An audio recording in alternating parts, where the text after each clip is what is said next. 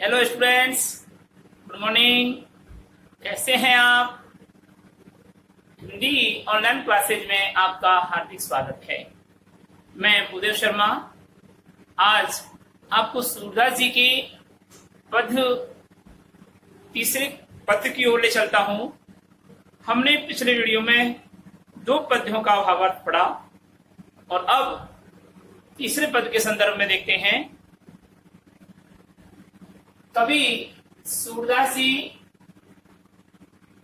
कहते हैं कि गोपियां उद्धव को उल्हाने सुनाते हुए कह रही हैं कि हे उद्धव, संदेशन मधुबन कूप भरे, संदेशन मधुबन कूप भरे। अपने तो पठुवतु नहीं मोहन, अपने तो पठुवतु नहीं मोहन, हमरे फिरे न फिरे संदेशन मधुबन कूप भरे।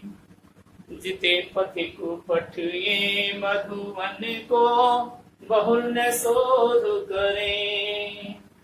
कै विश्याम सिखाय प्रमोदे, कै तो बीच मरे, संदेशन मधुबन कूप भरे।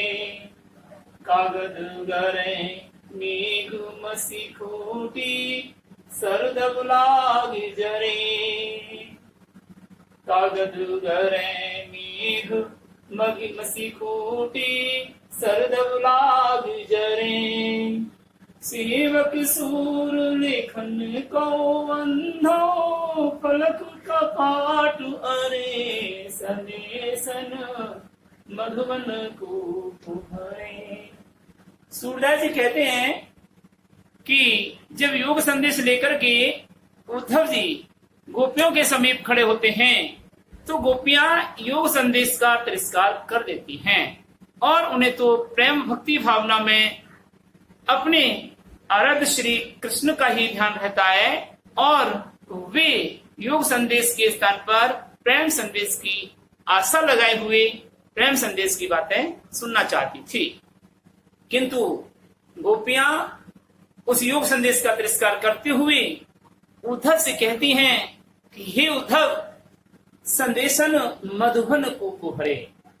हमने हमारे प्रिय श्री हरि कृष्ण को जो प्रेम संदेश भेजे थे वे मथुरा के कुओं में पड़े हुए हैं, अर्थात हमारे संदेशों से मथुरा के कुएं पूरे भर चुके हैं। मधुबन यानी मथुरा।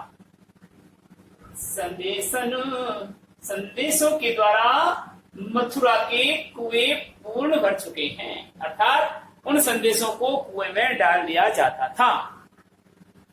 अपने तो पठुवतु नहीं मोहन, हमरे फिरे न फिरे।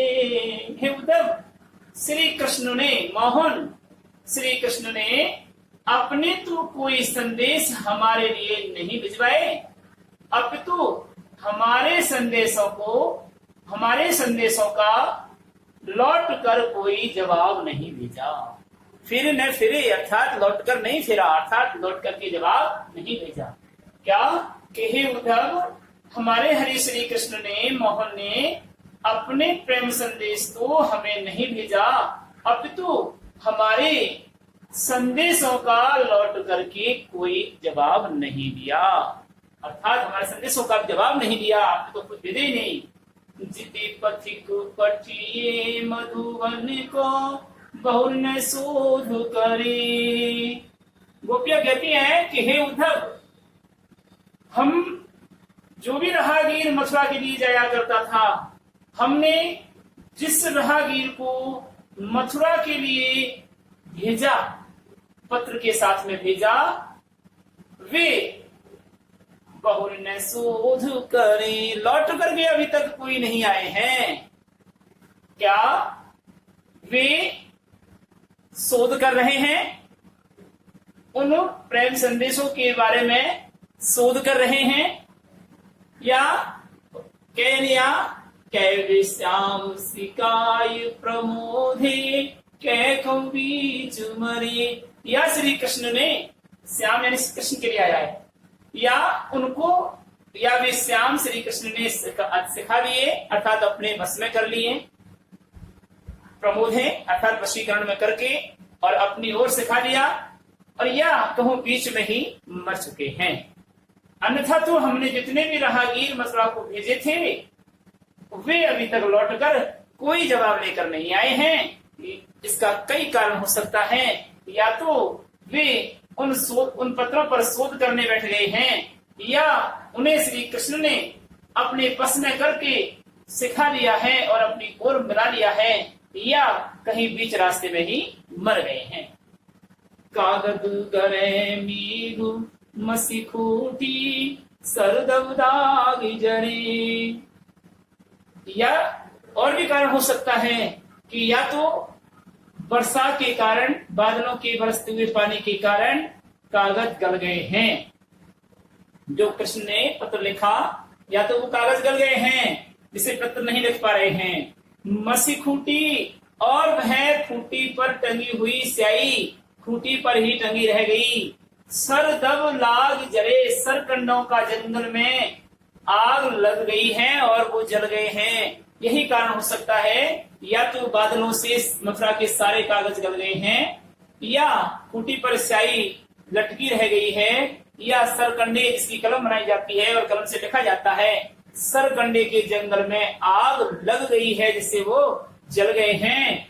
सूरदास जी कहते हैं कि गोपियां उद्धव को कहने लगी कि हे उद्धव, श्री कृष्ण के वो सेवक जो पत्र लिखने का काम करते हैं, या तो वे अंधे हो गए हैं, या उनके कपाट, पलक रूपी कपाट बंद हो चुके हैं जिससे वे पत्र नहीं लिख पा रहे हैं। कोई न कोई कारण अवश्य रहा है, अन्यथा तो श्री कृष्ण, हमारे श्री कृष्ण हमें अवश्य पत्र भेज देते हैं। तो यहाँ पर इसका मैं एक बार फिर रिपीट कर रहा हूँ, इसको नहीं पढ़ूंगा, अब मैं अर्थ कर रहा हूँ कि संदर्भ के मामले में चलते हैं तो प्रस्तुत काव्यांश हमारी पाठ्य पुस्तक क्षितिज के सूरदास द्वारा विरचित भ्रमर गीत से लिया गया है, जो हमारी पाठ्य पुस्तक की अध्याय नंबर 1 में मुद्रित है। फिर आता है आपका प्रसंग। प्रस्तुत काव्यांश में कवि सूरदास जी ने गोपियों के माध्यम से उद्धव के योग संदेश का तिरस्कार पूर्ण व्यवहार करते हुए गोपियां उद्धव से कहती हैं कि हमारे श्री कृष्ण हमें प्रेम पत्र अवश्य लिखते। कोई न कोई इसका कारण रहा है, अन्यथा श्री कृष्ण हमारे ऐसे नहीं हैं, वो अवश्य हमारे लिए संदेश भेजते। अब आता है व्याख्या कि सूरदास जी कहते हैं कि गोपियां उद्धव से कहने लगी कि हे उद्धव, हमारे प्रेम संदेशों से मथुरा के सारे कुएं भर गए हैं।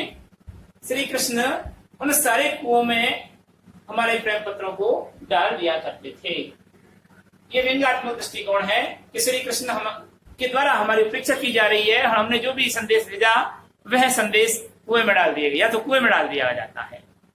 तो हे उद्धव, हमारे प्रेम संदेशों के द्वारा मथुरा के सारे कुएं भर गए हैं। हमारे श्री कृष्ण ने अपना कोई प्रेम संदेश तो हमें भेजा नहीं, अपितु हमारे संदेशों का लौट कर कोई जवाब नहीं दिया। हमने जितने भी राहगीर मथुरा के लिए संदेश लेकर भेजे थे वे अभी लौट कर नहीं आए हैं। शायद वे उन संदेशों पर या तो शोध करने लग गए हैं, या वे श्री कृष्ण ने अपने बस में करके सिखा दिया है और वहीं रख लिया है, या कहीं बीच रास्ते में ही मर गए हैं।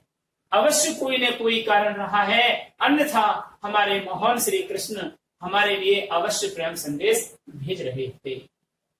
कारण गिनाते हुए गोपियां कहती हैं कि हे उद्धव, या तो वर्षा के कारण मथुरा के सारे कागज गल गए हैं, स्याही की दबात खूटी पर टंगी रह गई है, सरकंडे के जंगल में आग लग चुकी है जिसे सारे सरकंडे जल गए हैं, कलम नहीं बन सकती है, और पत्र को संदेश को लिखने वाले श्री कृष्ण के सेवक सूरदास जी कहते हैं कि गोपियां अनन्य भाव से तिरस्कार करते हुए उद्धव से कहती हैं कि हे उद्धव, श्री कृष्ण के द्वारा पत्र लिखने वाले वो सेवक आंखों से अंधे हैं और उनके पलक रूपी किवाड़ बंद हो चुके हैं, जिससे वे पत्र नहीं लिख पाने में समर्थ हो रहे हैं।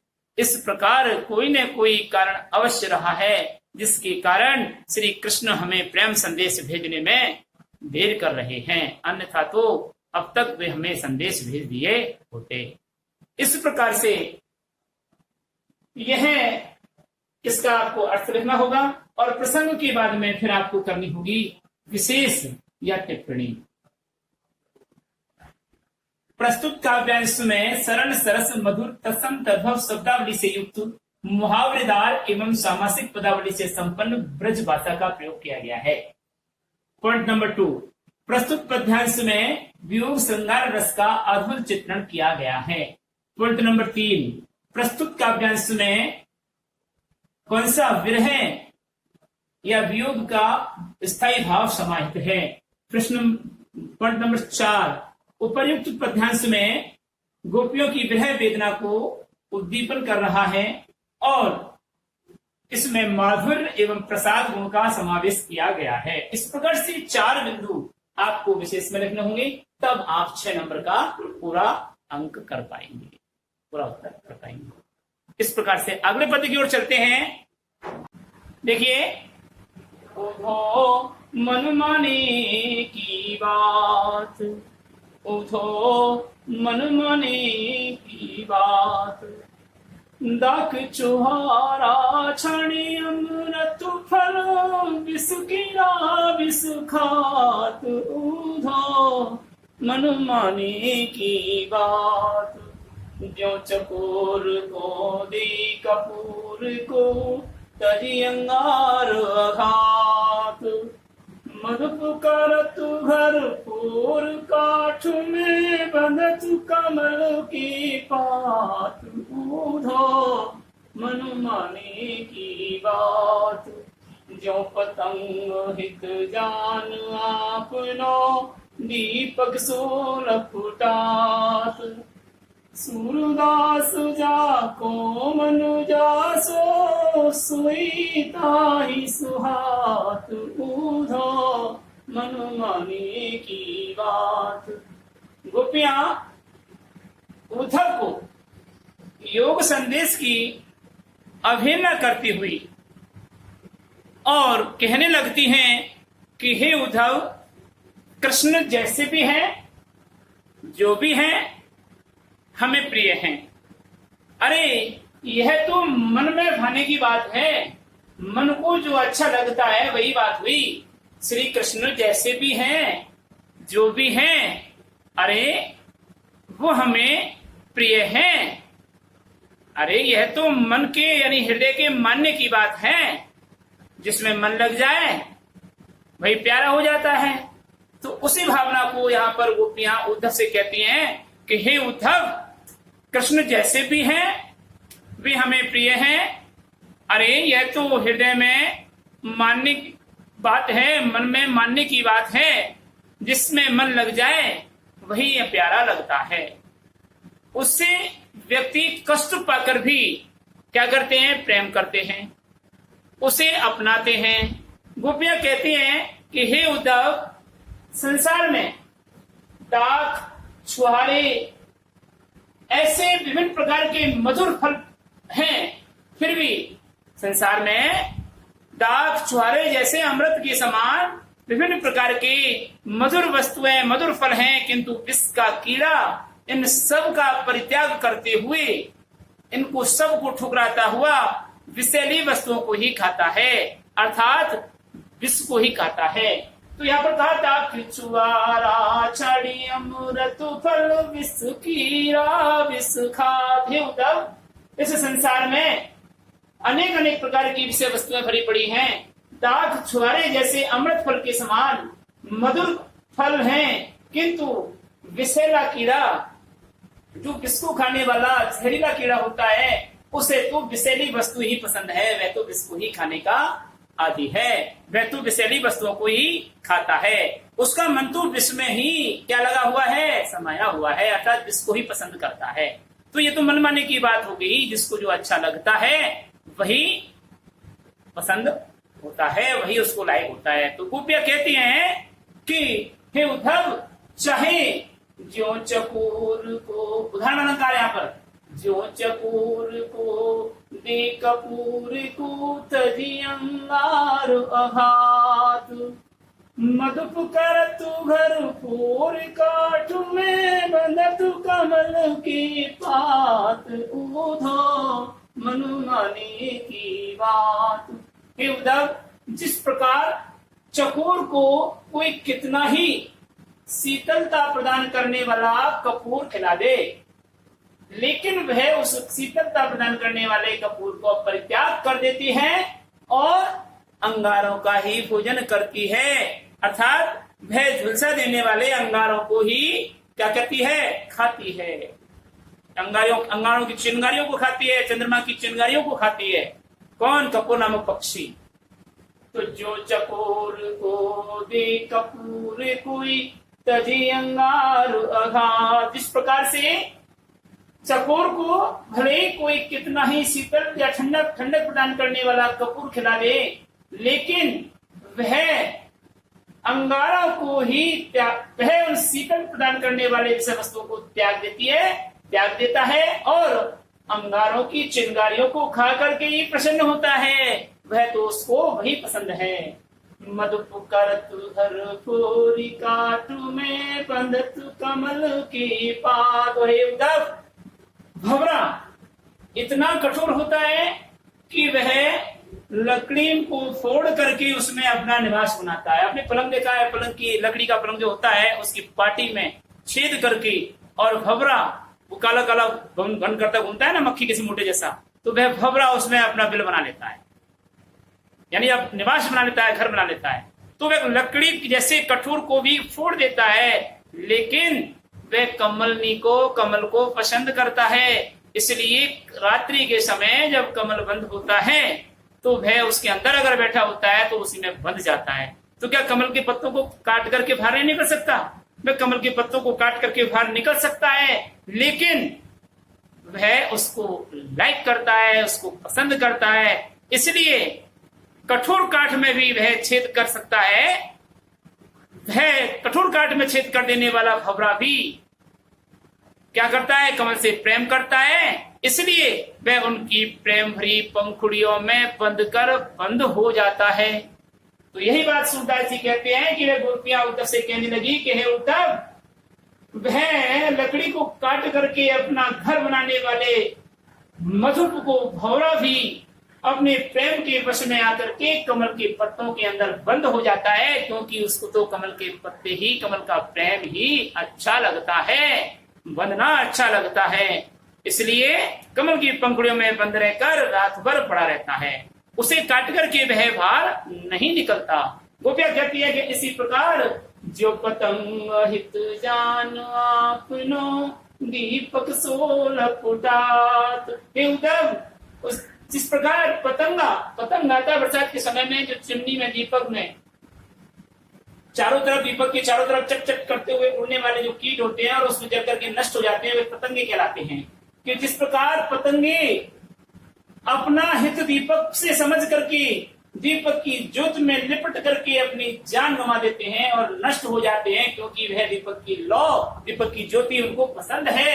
सूरदास जी कहते हैं कि हे उद्धव, गोपियां कहने लगी कि हे उद्धव, जिसका मन जिसमें समाता है वही उसको अच्छा लगता है। अर्थात जो प्रेम करने वाला पतंगा कीड़ा भी लिपटने में अपनी भलाई मानकर उसमें लिपट जाता है, तो जिसको जो अच्छा लगता है हे उद्धव, वही उसमें क्या हो जाता है? समा जाता है, वही उसको अच्छा लगता है। इस प्रकार यहाँ पर ये पद्यांश का भाव पूरा हुआ। अब हम अगले वीडियो में आपको व्याख्या दिखाएंगे। कल से हम सह प्रसंग व्याख्या लिखवाएंगे और वही आपको अच्छी प्रकार से होमवर्क में करना है और परीक्षा में याद करना है। इस पाठ की चारों कविताओं का भाव सह प्रसंग व्याख्या आपको लिखवाएंगे। तब तक के लिए हम आपसे विदा लेते हैं। नमस्कार। अगले वीडियो में आपसे फिर मिलेंगे।